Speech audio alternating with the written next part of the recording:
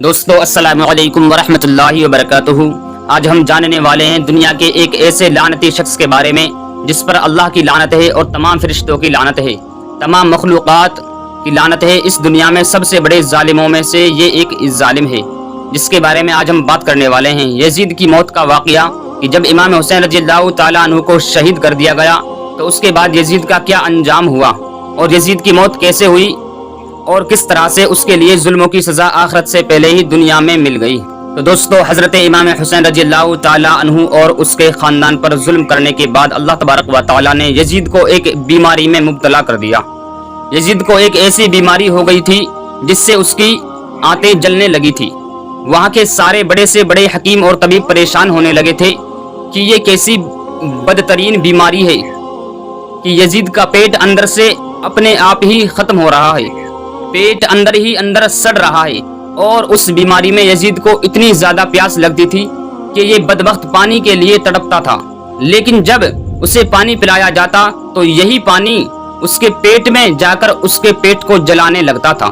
اور اس کے بعد وہ ظالم اپنا سر پیٹتا رہتا تھا، اور اس کے محل کے لوگ یزید کی یہ حالت دیکھ کر کہتے تھے یہ عذاب اس ظالم پر امام حسین رضی اللہ تعالیٰ عنہ اور اس کے پورے خاندان پر پانی بند کرنے کی وجہ سے ہی آیا ہے۔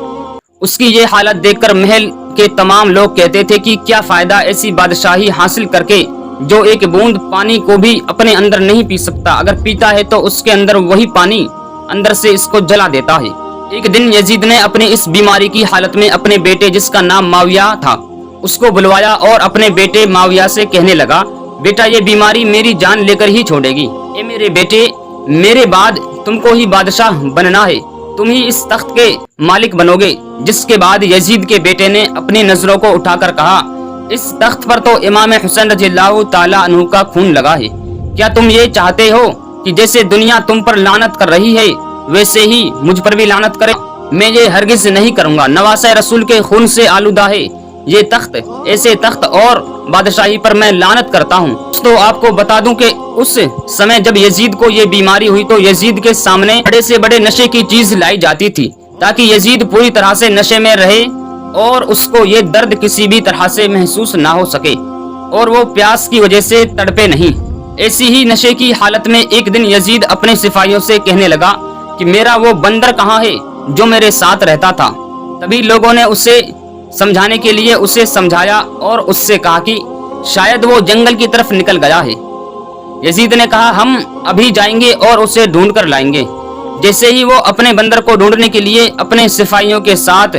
گھوڑے پر بیٹھ کر باہر نکلا تو گھوڑے نے امام حسین رضی اللہ تعالیٰ عنہ کے اس قاتل کو اپنی پیٹھ سے نیچے گرا دیا اور یزید کا پیر گھوڑے کی رکاب میں پھنس گیا، اور اس کے بعد وہ گھوڑا دوڑنے لگا اور وہ گھوڑا اسے کافی دور تک گھسیٹتے ہوئے دوڑتا رہا۔ تبھی اچانک اس کا سر ایک بڑے پتھر سے ٹکرا گیا،